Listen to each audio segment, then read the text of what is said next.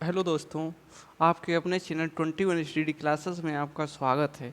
आज मैं फिर एक बार आपके सामने उपस्थित हुआ हूँ ग्रामीण प्रवेश का मॉक टेस्ट फर्स्ट लेकर। चलिए देखते हैं बगैर टाइम वेस्ट किए हुए आज इसमें किस प्रकार के क्वेश्चन का श्रृंखला दी हुई है। चलिए क्वेश्चन नंबर देखते हैं। क्वेश्चन नंबर फर्स्ट दिया है, कौन सी उपभाषा राज्य के पश्चिमी भागों रोहिलखंडी और ऊपरी दोआस में बोली जाती है। ऑप्शन ए में दिया है बुंदेलखंडी या खड़ी बोली या अवधी या ब्रज। कौन सी ऐसी भाषा है जो ऊपरी दोआस या रोहिलखंडी क्षेत्रों में बोली जाती है। तो यहाँ से आपका आंसर कौन सा सही हो जाएगा, सही देख कर बताइएगा। यहाँ से आपका ऑप्शन सही हो जाएगा ऑप्शन बी। ऑप्शन बी खड़ी बोली। ऊपरी दोआस के भागों में खड़ी बोली बोली, जैसे कि ये कन्नौज का क्षेत्र हुआ, कन्नौज कन्नौज फरकाबाद, इस एरिया के आसपास जो ऊपरी इधर दोआस के जो क्षेत्र होते हैं, इन सभी क्षेत्रों में खड़ी बोली बोली जाती है। और यहाँ दिया है ब्रजभाषा। चलो ब्रजभाषा के बारे में देखते हैं, जैसे कि ये मैनपुरी हुआ, आगरा हुआ, एटा हुआ, कासगंज हुआ, इस क्षेत्रों में ब्रजभाषा बोली जाती है। बुंदेलखंडी बुंदेलखंडी जो भाषा है ये सभी बुंदेलखंडी जिलों में बोली जाती है। बुंदेलखंड में 7 जिले आते हैं, जालौन, हमीरपुर, बांदा, चित्रकूट, झांसी, इस तरीके के इधर जितने भी डिस्ट्रिक्ट पड़ते हैं इन सभी में बुंदेलखंडी भाषा बोली जाती है। यहाँ पे दिया है अवधी भाषा। अवधी भाषा किन जिलों में बोली जाती है। अवधी भाषा जैसे इलाहाबाद हुआ, बरेली हुआ, प्रतापगढ़ हुआ, इन जिलों में अवधी भाषा बोली जाती है। चलिए क्वेश्चन नंबर नेक्स्ट देखते हैं। तहसील स्तर पर सरकारी निकायों को क्या कहा जाता है। तहसील स्तर पर सरकारी निकायों को क्या कहा जाता है। पंचायत समिति कहा जाता है, या ग्राम सभा कहा जाता है, या ग्राम पंचायत कहा जाता है, या नगर पालिका कहा जाता है। तो तहसील स्तर पर सरकारी निकायों को क्या कहा जाता है। आपको मिलते हैं 5 सेकंड, सही ऑप्शन देख के बताइएगा। यहाँ से आपका ऑप्शन सही हो जाएगा ऑप्शन ए, पंचायत समिति। पंचायत समिति सरकारी स्तर पर सरकारी निकायों को। चलिए क्वेश्चन नंबर नेक्स्ट देखते हैं। क्वेश्चन नंबर है 78। 2011 की जनगणना के अनुसार उत्तर प्रदेश का सबसे अधिक जनसंख्या वाला शहर कौन सा है। कानपुर है, लखनऊ है, अलीगढ़ है, या फिर बरेली। 4 ऑप्शन में से आपको सही ऑप्शन बताना है। सबसे अधिक जनसंख्या वाला शहर कौन सा होगा 2011 की जनगणना। हालांकि अभी तक अपने यहाँ 2011 की जनगणना के आंकड़े उपलब्ध हैं। नेक्स्ट जनगणना होगी 2021 में। जनगणना प्रायः 10 वर्ष में की जाती है। सबसे पहले जनगणना के बारे में बात कर लेते हैं हम लोग। सबसे पहले जनगणना हुई थी 1972 में, लॉर्ड मियो के काल में। लॉर्ड मियो, जिसको अस्थायी जनगणना बोलते हैं, अस्थायी जनगणना। और अगर पूछा जाए स्थायी जनगणना, स्थायी स्थायी हुई थी 1981 में, लॉर्ड रिपन। लॉर्ड 1881, सॉरी दोस्तों, यहाँ से माफ़ी चाहूँगा मैं, 1881 में। और उधर 1872 में लॉर्ड रिपन, लॉर्ड रिपन के शासनकाल में।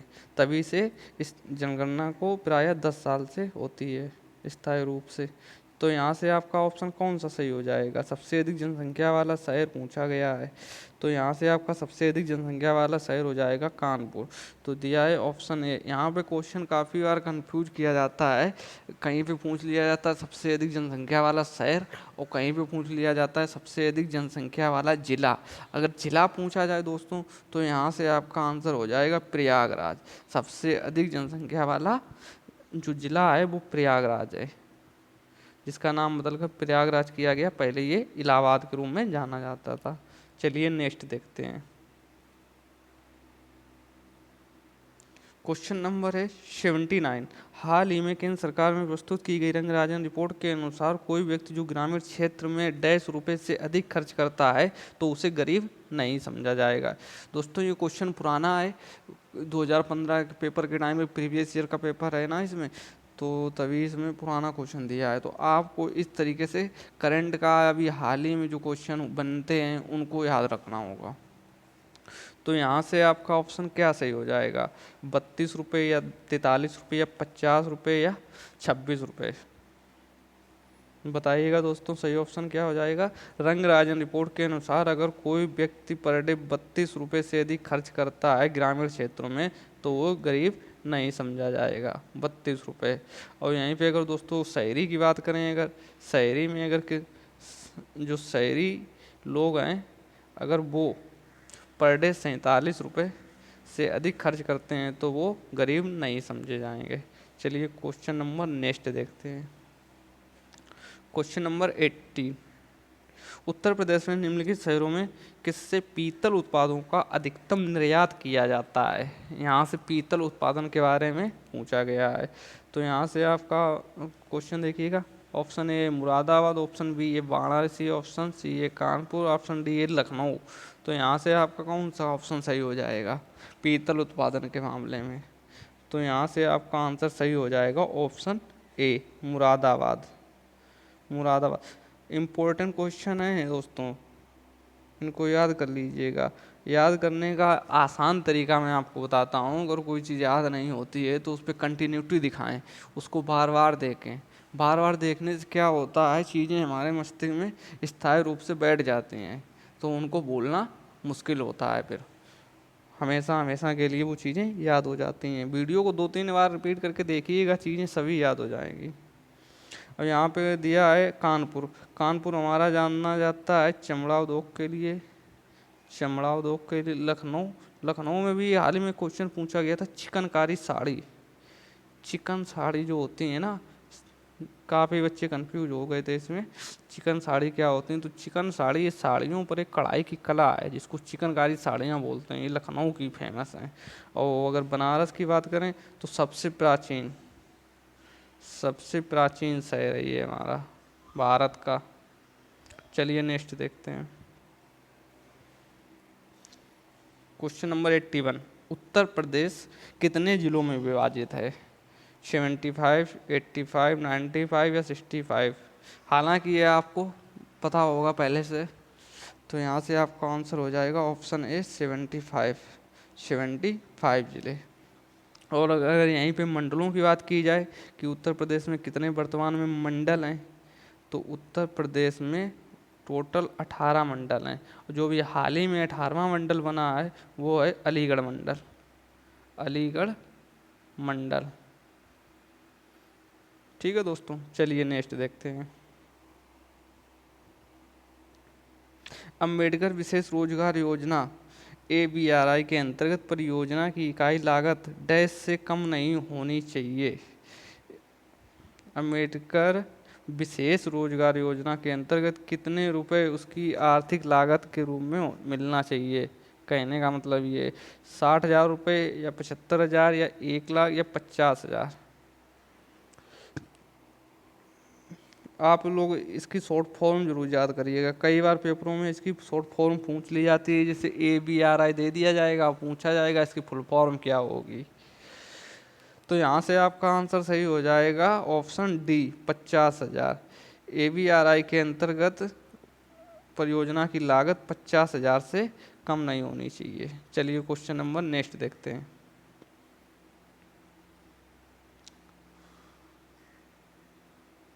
सुल्तानपुर ने सामाजिक मानकी योजना की कुशल प्रणाली के केंद्रीकृत डाटाबेस की समस्या का समाधान करने की पहल की है। अब इसमें से किस चीज़ ने सुल्तानपुर में सामाजिक मानकी योजना कुशल प्रणाली के अंतर्गत डाटाबेस की समस्या का समाधान करने की पहल की थी? हालांकि उस टाइम का ये करंट का क्वेश्चन है, तो इस तरीके से आपको भी प्रेजेंट के करंट के क्वेश्चन को देखना होगा। राष्ट्रीय प्रतिष्ठा जिला उद्योग केंद्र, क्षेत्रीय ग्रामीण बैंक या राष्ट्रीय सूचना केंद्र, नेशनल इंफ्रास्ट्रक्चर सेंटर? तो यहाँ से आपका ऑप्शन हो जाएगा डी सही, राष्ट्रीय सूचना केंद्र, ऑप्शन डी। चलिए नेक्स्ट देखते हैं। उत्तर मध्य रेलवे का मुख्यालय कहाँ है? अब आपको पता होना चाहिए हमारे उत्तर प्रदेश में रेलवे के 2 मुख्यालय हैं। इसमें तो पूछा गया है उत्तर मध्य, एक तो हो गया अपना उत्तर मध्य का मुख्यालय, एक है अपना पूर्वोत्तर का, ये दोनों अपने उत्तर प्रदेश में पड़ते हैं मुख्यालय। अब ये दोनों आपको बताने हैं। उत्तर मध्य का तो इसमें मिल जाएगा आपको, जैसे झांसी है, इलाहाबाद है, गाजियाबाद है, आगरा, इनमें से कौन सा उत्तर मध्य का मुख्यालय होगा? तो आपका यहाँ से उत्तर मध्य का मुख्यालय हो जाएगा ऑप्शन बी, इलाहाबाद। इलाहाबाद, जिसका हाल में नाम बदल कर दिया गया प्रयागराज। प्रयागराज। और पूर्वोत्तर का अगर पूछा जाए मुख्यालय, गोरखपुर। गोरखपुर पूर्वोत्तर का मुख्यालय है गोरखपुर। अपने उत्तर प्रदेश में टोटल 2 मुख्यालय पड़ते हैं, यूपी में 2 मुख्यालय, रेलवे मुख्यालय 2, रेलवे मुख्यालय। चलिए नेक्स्ट देखते हैं।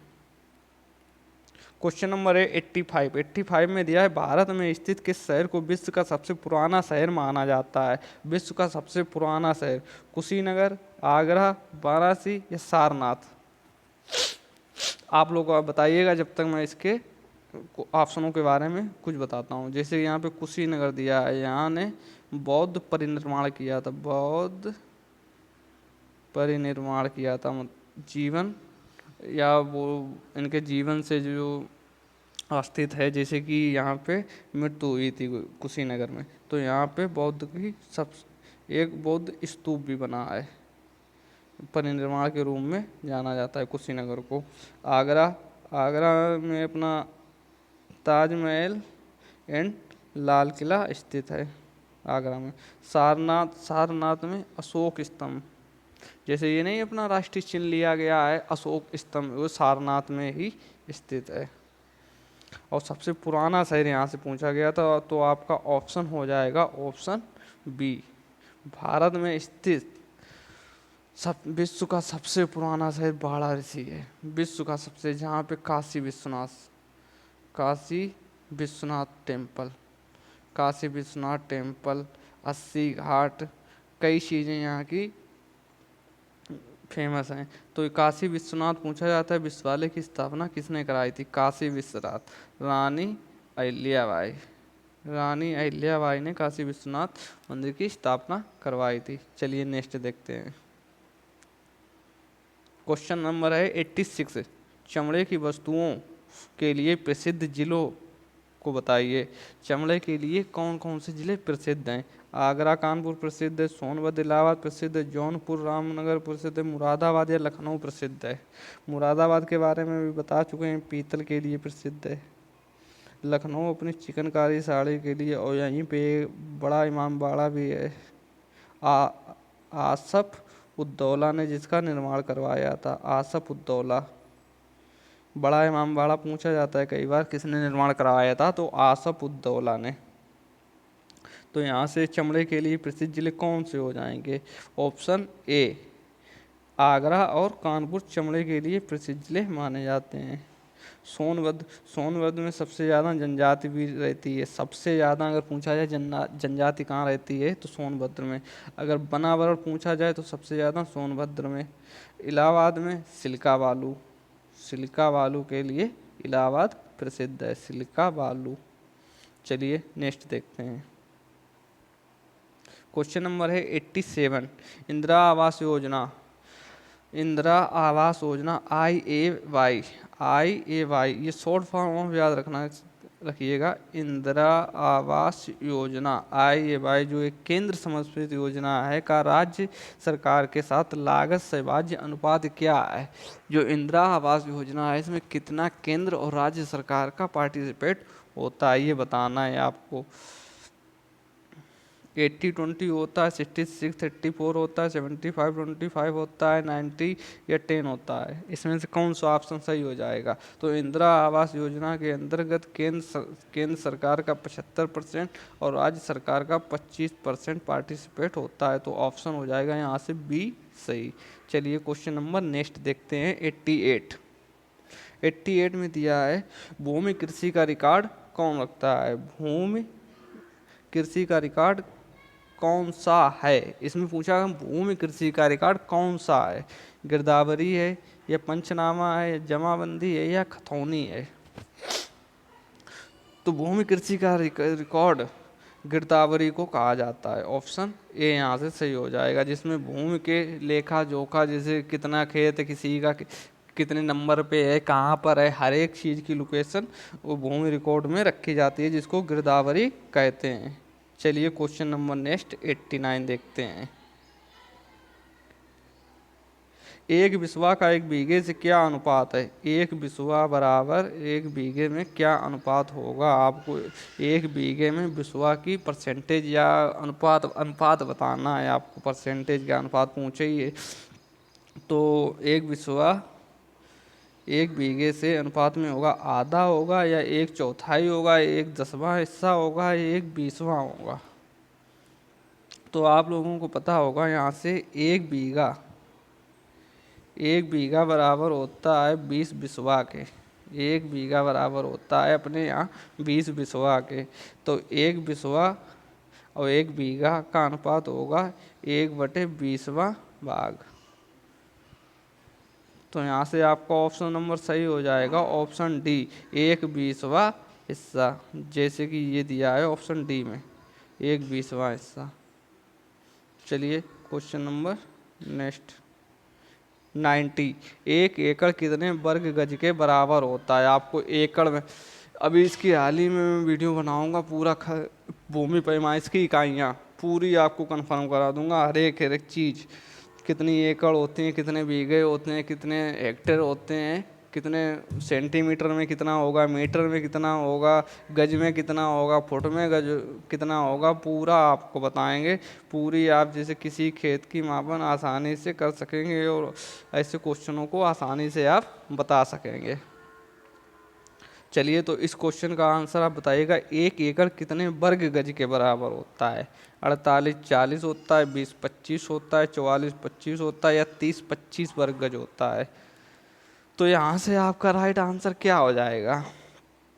यहाँ से आपका राइट आंसर हो जाएगा ऑप्शन ए, 48-40। 48-40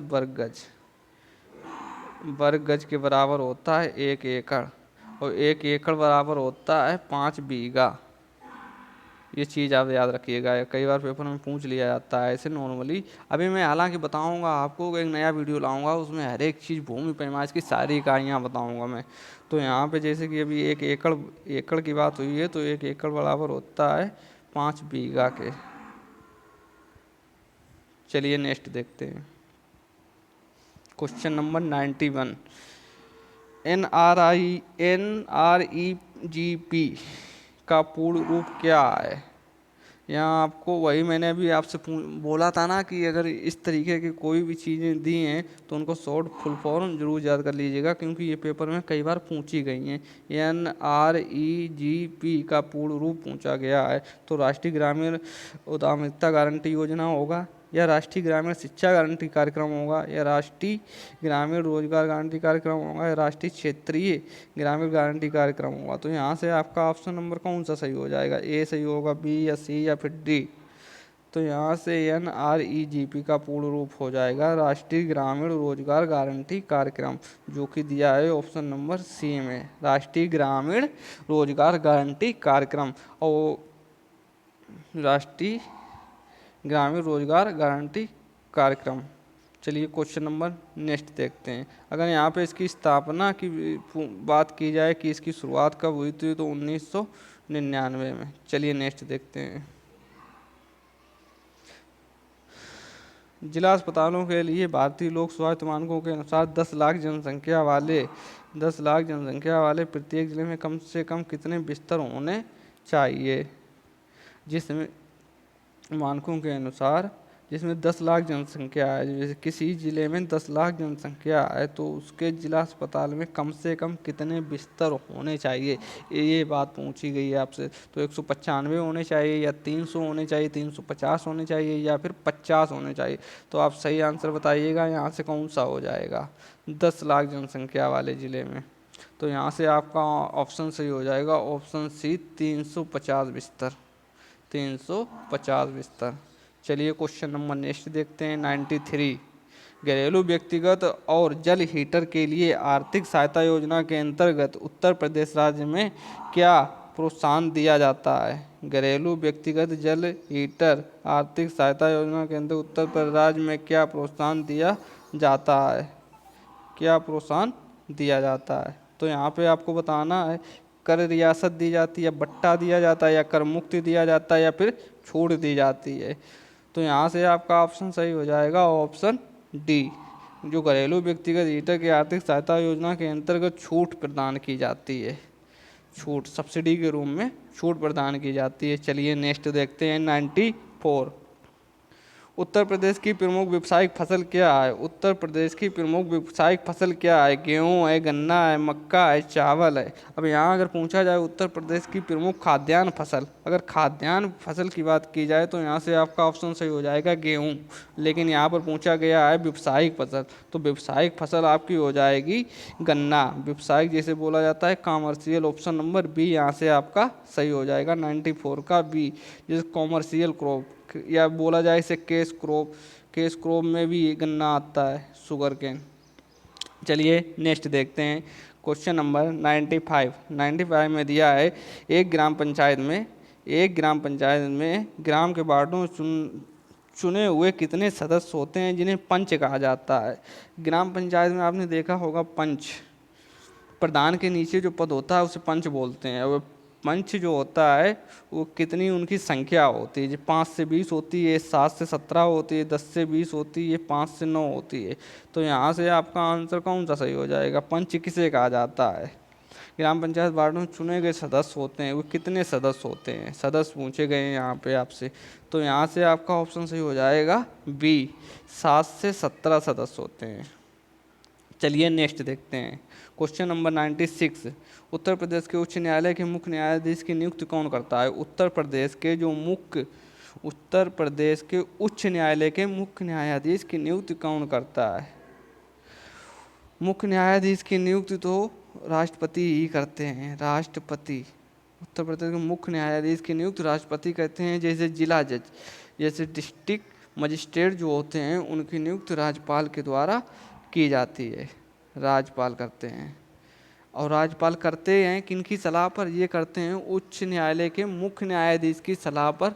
जो अदर जज होते हैं उनकी नियुक्ति और जिला जज इनकी नियुक्ति राज्यपाल करते हैं। चलिए क्वेश्चन नंबर नेक्स्ट देखते हैं। क्वेश्चन नंबर है 97। उत्तर प्रदेश में एक वर्ष में न्यूनतम कितनी ग्राम सभा की बैठक मीटिंग होनी चाहिए। उत्तर प्रदेश में एक वर्ष में न्यूनतम मतलब कम से कम पूछा गया है ग्राम सभा की कितनी मीटिंग या बैठक होनी चाहिए। 3 बैठक होनी चाहिए, 4 होनी चाहिए, या 6 होनी चाहिए, या 2 होनी चाहिए। तो यहाँ से आपका ऑप्शन कौन सा सही हो जाएगा बताइएगा। यहाँ से आपका ऑप्शन सही हो जाएगा ऑप्शन डी, न्यूनतम 2 बैठकें होनी अनिवार्य है ग्राम पंचायत में। यहीं से क्वेश्चन पूछा जाता है जैसे कि ये लेखपाल की कितनी बैठकें होनी चाहिए। लेखपाल की एक वर्ष में ये 3 बैठकें होना अनिवार्य है। जैसे रबी की फसल के समय और रबी, खरीफ और जायद 3 फसलें ऋतुएं होती हैं, तीनों के समय एक एक बैठक होना अनिवार्य होता है। क्योंकि इसमें रबी के फसल को डाटा और जायद फसल का डाटा और खरीफ फसल, इन फसलों का डाटा ही लेखपाल रखता है अपने पास, इसलिए 3 बैठकें वहाँ पे होती हैं। और यहाँ अगर ग्राम सभा की बात की जाए तो यहाँ पे 2 बैठकें होती हैं वर्ष में। चलिए क्वेश्चन नंबर नेक्स्ट देखते हैं 98। एक वर्ष में एक व्यक्ति के लिए पंचायत का सदस्य बनने की न्यूनतम आयु सीमा कितनी है। एक जो सदस्य है, एक व्यक्ति के लिए पंचायत का सदस्य बनने के लिए न्यूनतम आयु सीमा है 21 वर्ष। न्यूनतम आयु सीमा है 21 वर्ष। और यहीं पे अगर पूछा जाए कि मताधिकार की आयु सीमा पहले ये हुआ करती थी 21 वर्ष, लेकिन यहीं पर एक संशोधन किया गया, 61वां संविधान संशोधन 1985 के अंतर्गत ये 21 वर्ष से ये उम्र घटाकर 18 वर्ष कर दी गई, क्योंकि अभी प्रेजेंट में जब मताधिकार की, जैसे कि हम लोग वोट डालने जाते हैं तो उसमें 18 वर्ष का कोई भी व्यक्ति वोट करने का उसे अधिकार होता है। ये कर दिया गया 61वां संविधान संशोधन। उससे पहले 1985 से, उससे पहले ये हुआ करती थी 21 वर्ष। चलिए नेक्स्ट देखते हैं। मध्याह्न भोजन कार्यक्रम। मध्याह्न भोजन कार्यक्रम के अंतर्गत विद्यालय स्तर पर बच्चों की न्यूनतम प्रतिभा शक्ति व आकलन किस आवृत्ति पर किया जाना चाहिए। जो मध्याह्न भोजन कार्यक्रम होता है उसमें विद्यालय स्तर पर बच्चों की न्यून भार की प्रतिशतता का आकलन, बच्चों की न्यून भार का प्रतिशतता का आकलन किस समय किया जाना चाहिए, या अर्धवार्षिक साल में जैसे पूछा गया है, अर्धवार्षिक किया जाना चाहिए, या वर्ष में एक बार किया जाना चाहिए, या त्रैमासिक किया जाना चाहिए, या मासिक किया जाना चाहिए। तो यहाँ पे जांच किस आकलन पे की जानी चाहिए। यहाँ पे आपका ऑप्शन कौन सा सही हो जाएगा। क्वेश्चन नंबर 99 का ऑप्शन नंबर सही हो जाएगा, ऑप्शन ए अर्धवार्षिक। अर्धवार्षिक आकलन की जानी चाहिए। चलिए क्वेश्चन नंबर नेक्स्ट देखते हैं। क्वेश्चन नंबर है 100।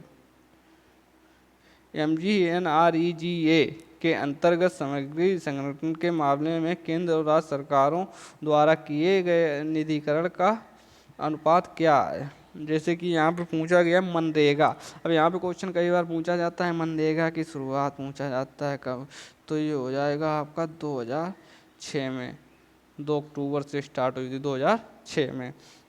तो इसमें केंद्र और राज्य का अनुपात पूछा गया है, तो कितना हो जाएगा आपका ऑप्शन 100 होगा पूरा की पूरा केंद्र ही देता है, या 50-50 हो जाएगा केंद्र राज्य, या 25-75 हो जाएगा, या 75-25 हो जाएगा। तो यहाँ से आपका ऑप्शन कौन सा सही हो जाएगा। मनरेगा के अंतर्गत, मनरेगा के अंतर्गत केंद्र और राज्य, केंद्र और राज्य, तो केंद्र देता है यहाँ पे 75% और राज्य देता है 25%। तो आपका ऑप्शन सही हो जाएगा ऑप्शन डी 75-25।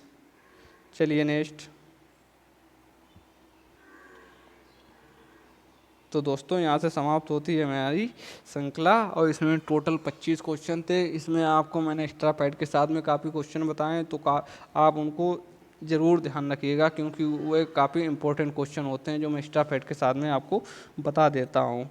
अगर वीडियो अच्छा लगे तो लाइक करें, शेयर करें, सब्सक्राइब करें, और अगर हमारे चैनल पर पहली बार आए हैं तो चैनल को सब्सक्राइब करें, वीडियो को जितना हो सके उतना शेयर करें। Thank you.